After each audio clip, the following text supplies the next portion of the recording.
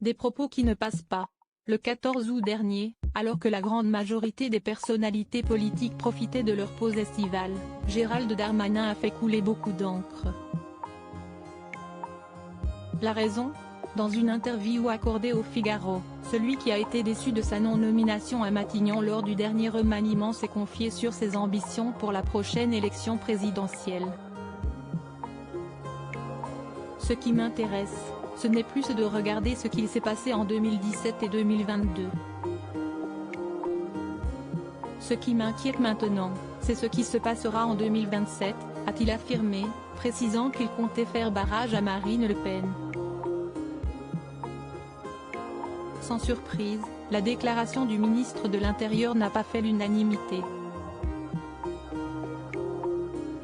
Comme l'a révélé Le Parisien dans son édition publiée ce dimanche 20 août, certains membres du gouvernement n'ont pas apprécié la sortie médiatique du ministre de l'Intérieur. L'un d'entre eux l'a même décrite comme dingue, violent, ou même comme étant une provocation. C'est bébé Sarko, a ajouté l'interlocuteur du Parisien en parlant de Gérald Darmanin.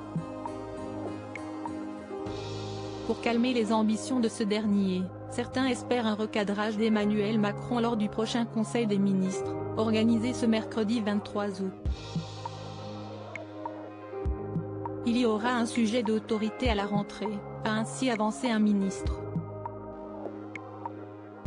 Qui sont les ministres du gouvernement Borne 3 ? Gérald Darmanin repris de voler par Edwige Diaz, le ministre des fiascos en assumant ses ambitions pour 2027. Gérald Darmanin a également provoqué la réaction d'Edwige Diaz, la vice-présidente du Rassemblement national, qui était l'invitée de la matinale d'Europe 1, le 14 août dernier. Je trouve que ces déclarations sont assez gênantes parce qu'avoir de telles ambitions quand on a un tel bilan, c'est quand même particulièrement surprenant, avait-elle regretté, avant de dresser un bilan pas très reluisant du mandat de son opposant. Moi, je le surnomme le ministre des fiascos. C'est le fiasco, pour elle, expulsion de l'imam Iqiyoussen, c'est l'évaporation des migrants de l'océan Viking, c'est le fiasco du Stade de France. Et c'est récemment un camouflet juridique concernant l'affaire des soulèvements de la terre. Moi, si j'avais son bilan, je me ferais un peu petit. Article écrit en collaboration avec 6 médias.